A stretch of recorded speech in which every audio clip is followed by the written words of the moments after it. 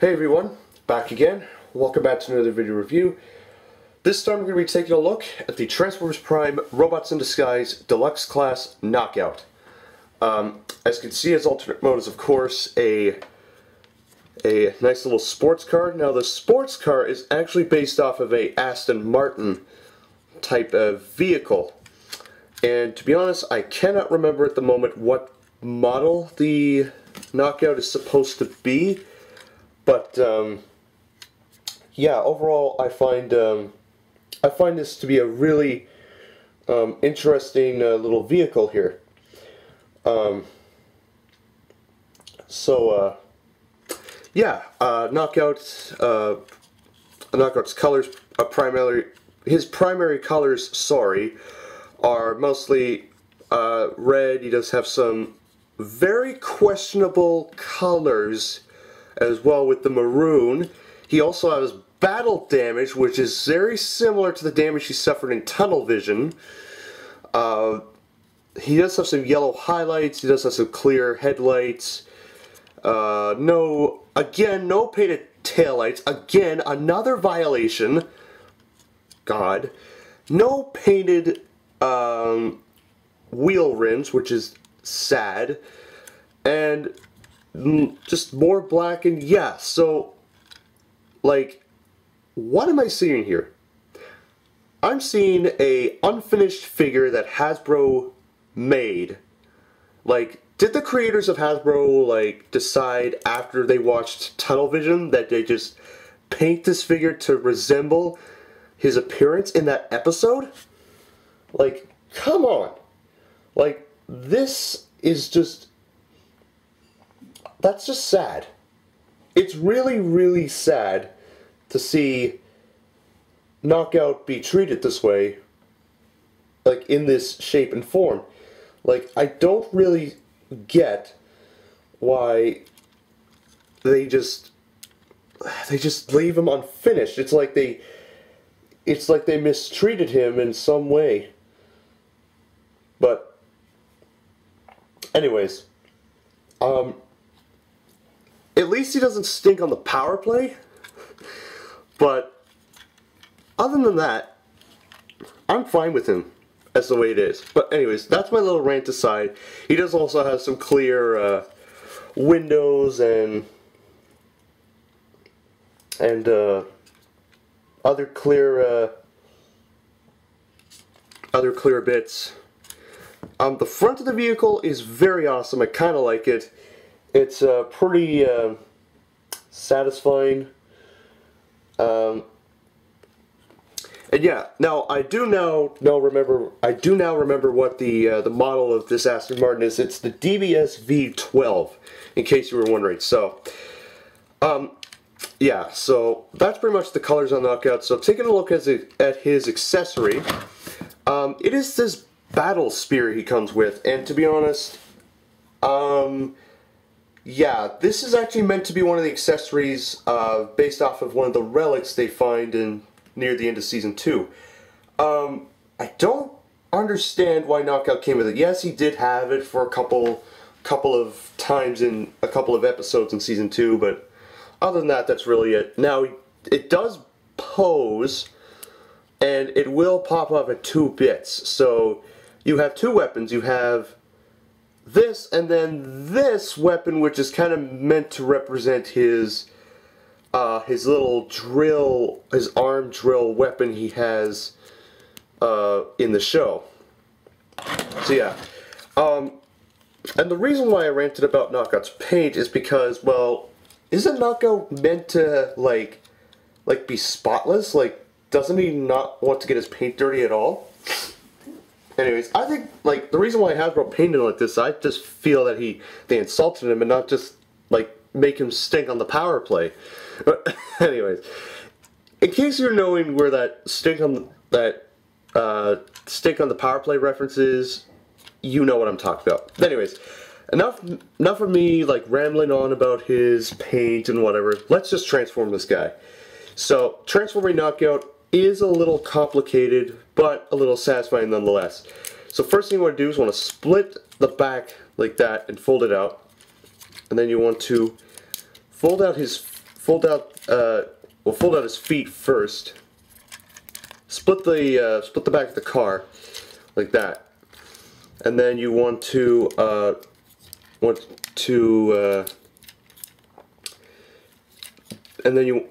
rotate. You want to rotate the back of the car, the bumpers, like that, and then you just want to turn the feet around like that, and that is pretty much the lower half complete. So essentially, you got the lower half complete like that. Next thing you want to do is you want to come to the front of the vehicle, and you want to split open the top of the vehicle like so. And those are going to become the arms. You just want to rotate them down like that, and then just fold them down like that, and then you want to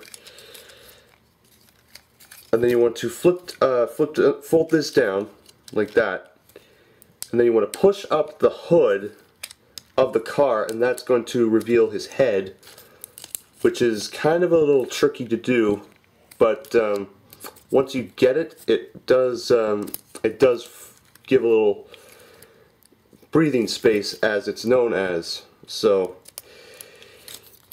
yeah, this is kind of a bit of a tricky transformation here, guys, so just bear with me. There we go.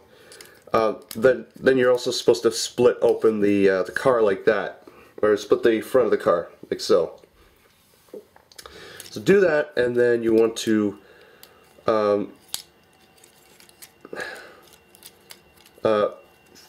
fold this down, fold the waist piece down like so, and then take the front of the car.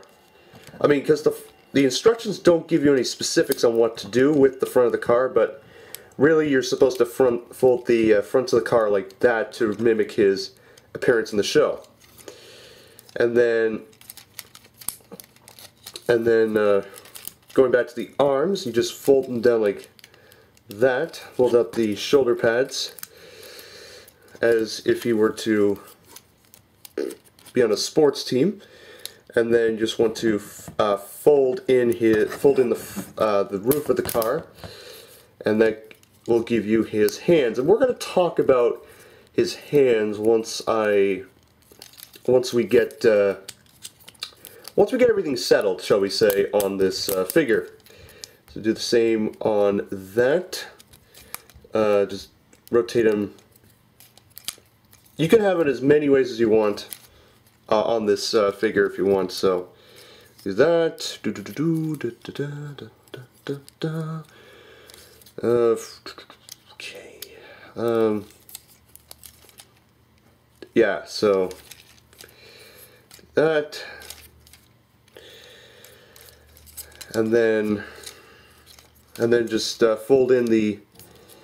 What you're supposed to do actually is you're supposed to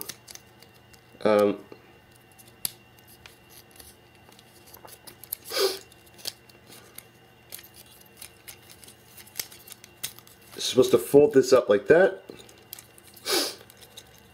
and then just get the arm situated, get his front situated, and then lastly just fold in the sides of the car to become the waist. And yeah, there you have Knockout in robot mode. Yeah, I don't understand why Hasbro just decided to make his arms the way they are, because really, why? Why? Like, that's the question. Why, Hasbro, did you just decide to make his appearance the way it is? Because to me, this is unacceptable. Like, this is just an example of unfinishedness. These should not have existed. The arm transformation should have been a whole lot different than what you just saw. So yeah, articulation wise, his head is posable. It can rotate, it can move up and down. That's about it. Arms can go full 360. His shoulder pads are articulated. They can go out to the side. They can bend They can rotate the joint, they can bend at 2 points there. His wrists are posable, that's it. He has no waist due to the transformation. Legs go forward, back, out to the side, they can bend to the knee, they can rotate, and his feet are posable. His face is very show accurate, very menacing. Obviously, he's quite deceiving in the show, and he's obviously very schemeful with his plans. So yeah, his accessory, his battle spear, you could just plug right into his hand, like so, and yeah, it's a little tricky to get on, but once you do get it on, it will makes a whole lot of a difference. So yeah, overall, will I recommend getting this figure? I'm probably going to have to say that's totally up to you, because, to be honest, this figure aesthetically is terrible, but physically he's okay.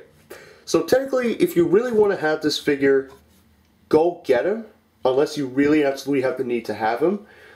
But if you are looking for another alternative, then I'd strongly suggest you get his repaint that's coming out soon in Beast Hunters, or, you know, just pass on this figure entirely. So, all in all, I would mildly recommend get this figure if you absolutely have the need to get him. So, that's just my opinion, and that's pretty much everyone else's own opinion. So, anyways, that is my video review of the Transformers Prime Robots in Disguise Deluxe Class KnockOut. I will see you all very soon. I will be back as soon as possible for the next video. Yeah, so take care, see you soon. Have a great day, and I'll catch you all later. Bye-bye.